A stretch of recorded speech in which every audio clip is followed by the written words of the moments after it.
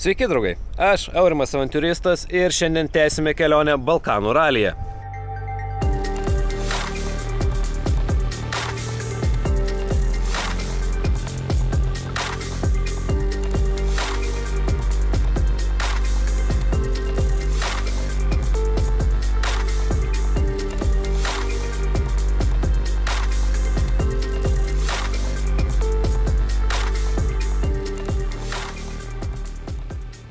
Startuojame antroje dienoje ir kaip jau supratote, vakar žaidimą Vaskičiai man teko pralaimėti ir pabūti vakarėlyje su kitais ekipažo nariais.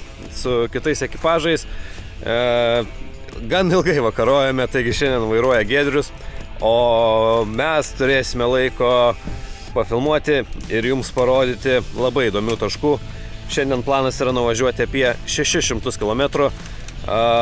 Jau dabar 7 val. Ryte yra labai karšta, tai aš įsivaizduoju, kad dieną turėsime krūvą reikalų, bet bus labai įdomi diena. Pasieksime Danską, pasieksime Hel įlanką, kurioje jau esame buvę su mūsų kita grupė, važiuojant, tyrinėjant apleistus objektus, tai nusimato labai įdomi karšta diena, taigi prisėskite ir sekite mus. Pravažiavom kokį 40 km ir jau turim prezent apdovanojimą. Na, čia yra nuotykis, susimokam baudą, pripažįstam, viršijom greitį, šiek tiek skubėjom ir turbūt keliaujam toliau. Gavę apdovanojimą, atvykome prie mūsų pirmojo šios dienos taško, tai didžiausio Lenkijoje Jėzaus Kristaus paminklo. Tai iš tikrųjų yra milžiniškas paminklas, pabandysime iki jo nueiti, jau šalia mūsų yra ir begalė kitų ekipažų, taigi einam, pasitikrinam ir turbūt keliaujam toliau, kol dar nėra vidudienio, kol nėra nežmoniškai karšta, bandysime dar kiek įmanoma daugiau važiuoti. O čia didžiausias Lenkijoje Dievuliukas. Dar Dievuliuko akivaizdu einam, prabėgsim ekipažo automobilius, kurie jau kantriai antrą dieną keliauja Lenkijos keliais. Faktas, kad pagrindiniai automobiliai Škodos, bet Škodos, pažiūrėkit, kokius gražius.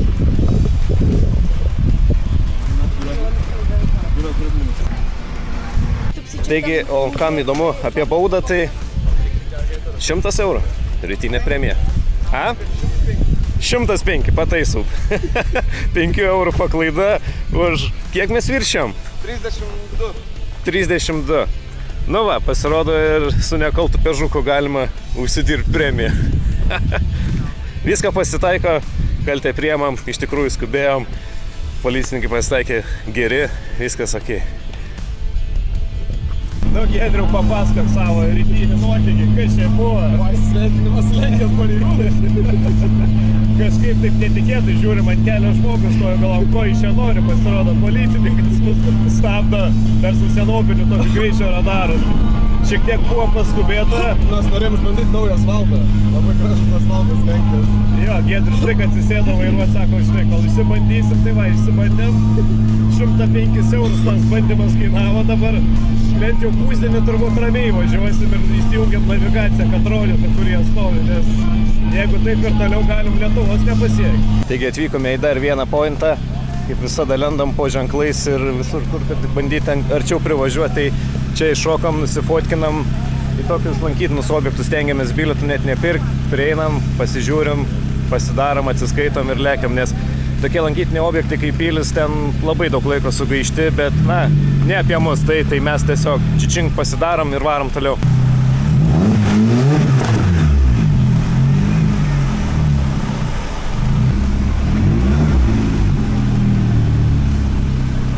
Gražu, bet mums labiau apleistas vietas, tai dabar važiuosim į sekantį tašką, 230 km turėtų būti įdomus, nebaigtas statyti didžiulis viešbutis. Artėjant link Danską, o ten turbūt bus įdomu. Žinoma, autentikos nebus išlikę, jis tiesiog nebaigtas statyti, bet iš išorės atrodo įspūdingai, tai leksim patikrinti. Čia gražu, bet ne mum.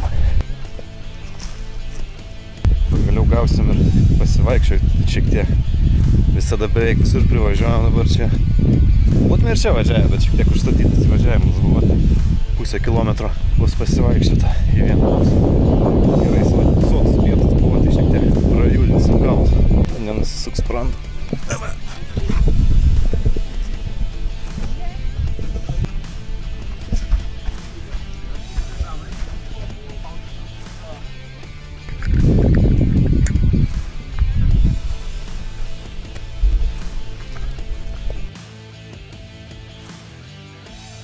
Atvykome į dar vieną objektą, mūsų ilgai lauktą, tai pagarsėjęs dvaras, sakykime, pilis, privataus asmens pradėtas statyti pastatas ir dėl tam tikrų biurokratinių dalykų šis objektas buvo sustabdytas ir daugelį metų stovi su ta mintimi, kad galbūt kažkada jis bus pratęstas.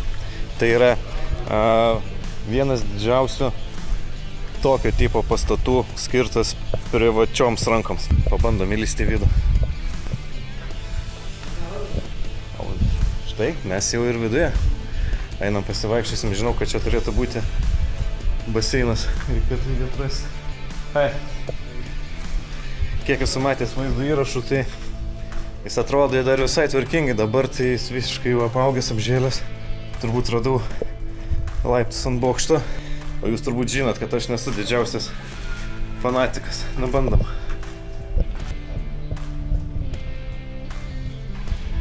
O, geras, koks gražus tunelis.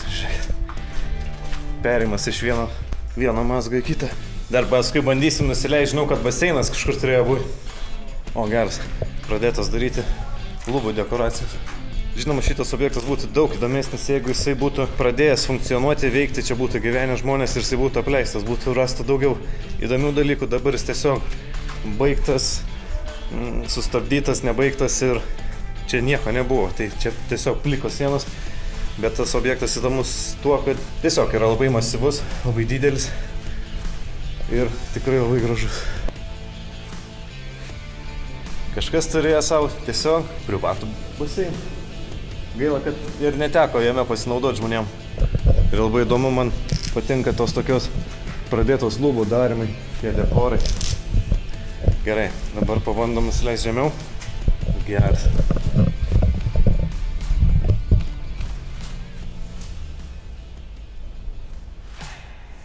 Nu gerai, aš jeigu ką būsiu garsus, rėksiu garsiau už ką nors. Jeigu ką nors sutiksiu, gal niekas neišsigas. Čia turbūt eina perimetro aplink baseiną. Nu gerai. Kaip visada įsivelta į avantiūrą. Nu super, bent jau įlindom. Visiškai kosminis objektėlis, jau senai jį norėjau aplankyti ir šį kartą pavyko čia pabuvoti su Gumbalkanu. Tai dar vienas čičink, turbūt ilgai negaišime ir vyniojam. Dar šiandien turim pasiekti Hel įlanką, o ten dar kilometrų nemažai, taigi varom toliau.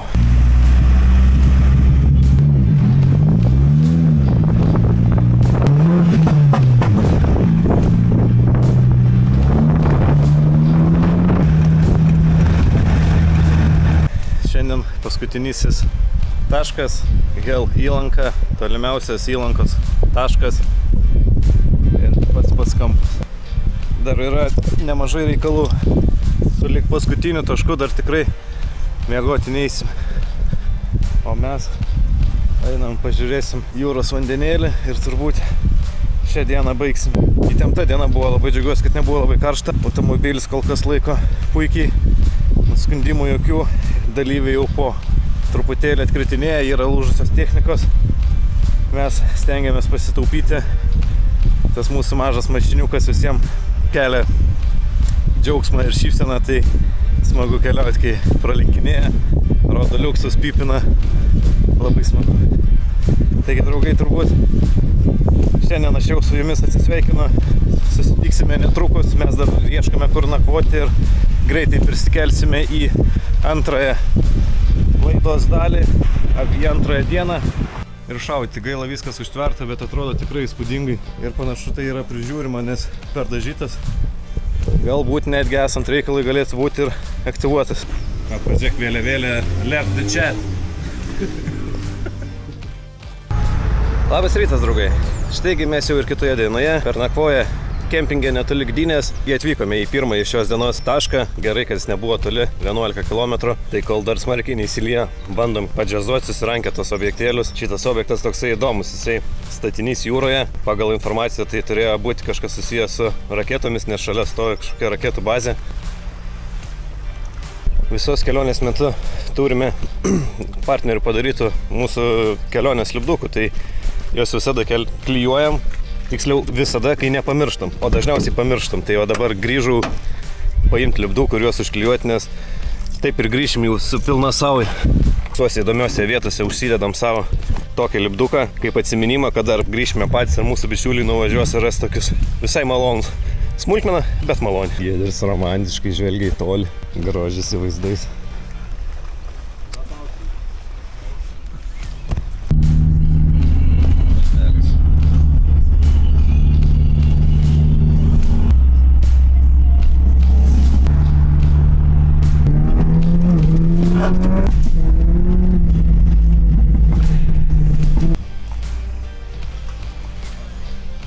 Taigi pasiekę šiaurinę Lenkijos dalį pradedama atrasti ir daugiau bunkerių. Bunkerių, apie kuriuos jau esu jums pasakojęs praeitose laidose, tai vokiečių linijos bunkeriai. Jie atsitraukdami paliko tikrai labai daug istorijos, daug dalykų. Tai čia yra, matosi, vienas iš padalinių.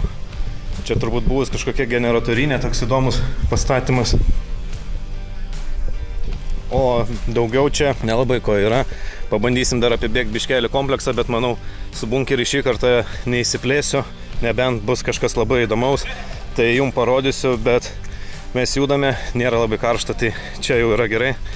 Galima greitai susirinkti tuos visus taškelius ir, žinoma, prasidėjo žvyrkeliai, prasidėjo mano stichija, tai mes įgaunam pagreitį iš naujo. Taigi einam, pažiūrėsim dar keletą kitų bunkeriukų. Nieko ypatingo, ne?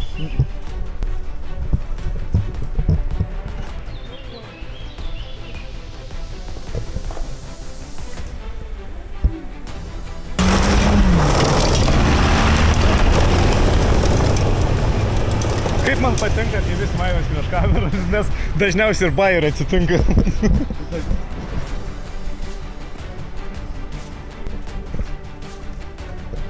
Dar vienas objektas, vienas labiausiai lankomų turistų Šiaurės Lenkijoje, tai Vilko irštva, kitaip vadinama Hitlerio vadavietė. Taigi aplankysime šį kompleksą, jis ganėtinai atsinaujinęs po paskutinio apsilankimo. Čia daug inovacijų, naujų pastatų, tai įkišim šiek tiek nosį pasidaryti, kas gero viduje.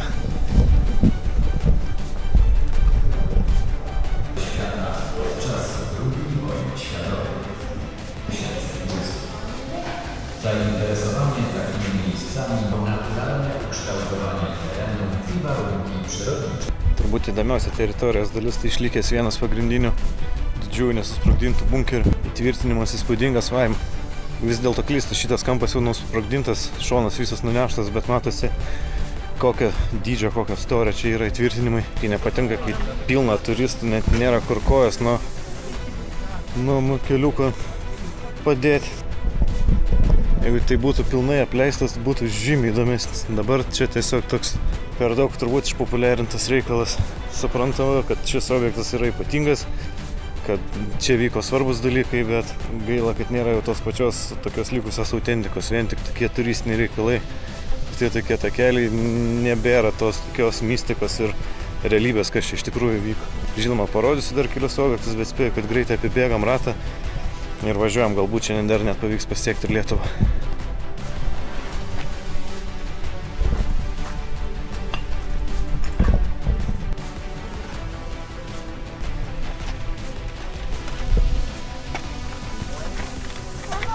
Va, jau kur biškį duoda pabūt laukinių, jau įdomu. Gerai, dabar bandau tam tarkim nulipti, nes metu iš manęs jau iš paskas seka turistai, pamatė, kad tai, tai irgi bandome iš kartai.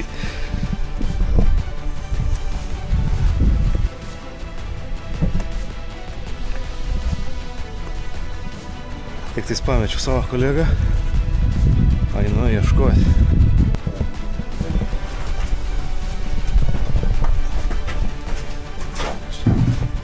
Lūžiką reikėjo.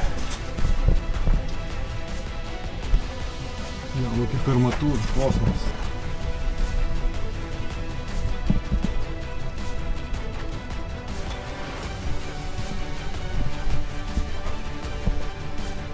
Tiesiog, kai nedaug armatūros. Sočiai esu. Padariau vieną klaidą, nepasiėmiau prožektorio, taip kiek įmanoma su flashlightu telefono pasišvietė. Bet matomumo tai čia daug nėra tarp to. Na, čia bombardavimo metu turėjo būti ypatingai karšta, tiesiog ne to žodžio prasme. Tokio storio, tokio dydžio statinį subombarduoti čia turėjo būti rimti reikalai.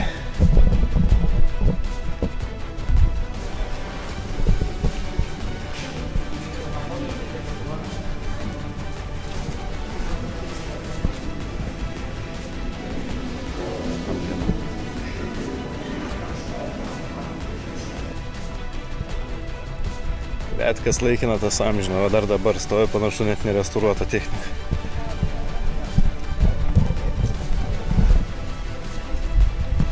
Ši teritorija suskirstyta netgi į kelias dalis. Tai čia pirmoji dalis labiau skirta bunkeriams ir kita dalis yra visai apleista gynybinių atsišaudymo angų ant vietų. Tai dabar šiek tiek pasivaikštam, pasižiūrim, kaip čia kas.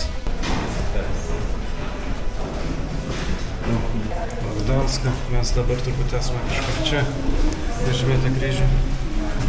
Čia tokių karštuojų taškų buvo tikrai ne vienas.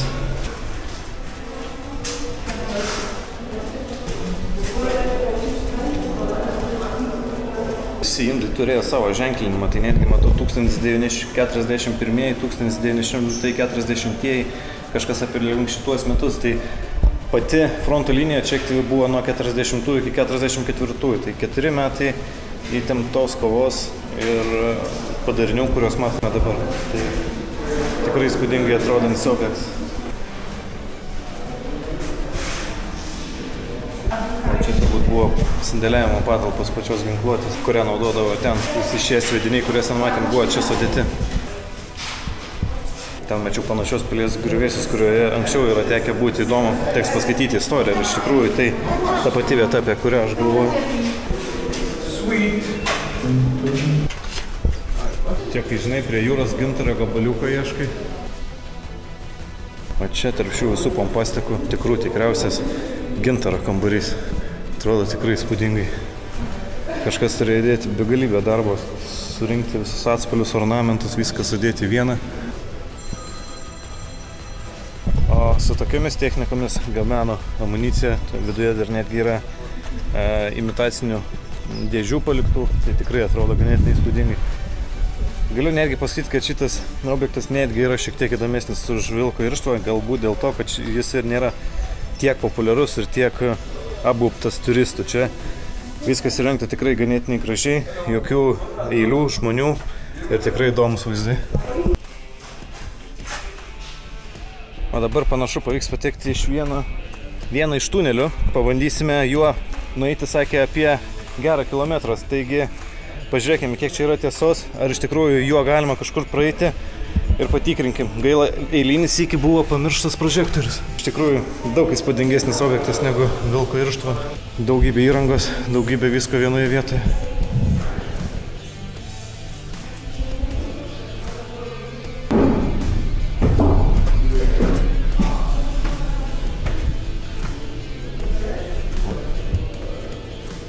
Dar vienas bunkeris, bet gaila, jau šitas tunelis uždarytas, draugelis. Šitam krašte viskas apie Hitleriui. Įdomus ir yra ir iš šių kanalų išvedžioti grindise. Tikrai įspūdingai atrodo. Taigi pervažiavome į kitą vietą ir šitas objektas nenustoja mūsų stebinti. Čia dar vienas bunkerių kompleksas ir tikrai įspūdingo dydžio bunkerių.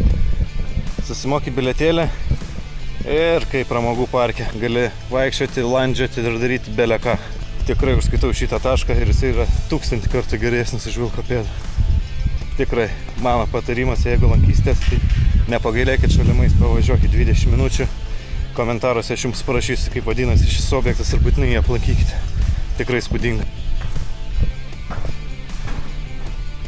Ir įdomu, kad jie yra pastatyti didėjimo tvarka, tai nuo mažiausia ir paskui turėtume prieiti dydį. Pažiūrėsime, kaip jisai atrodo.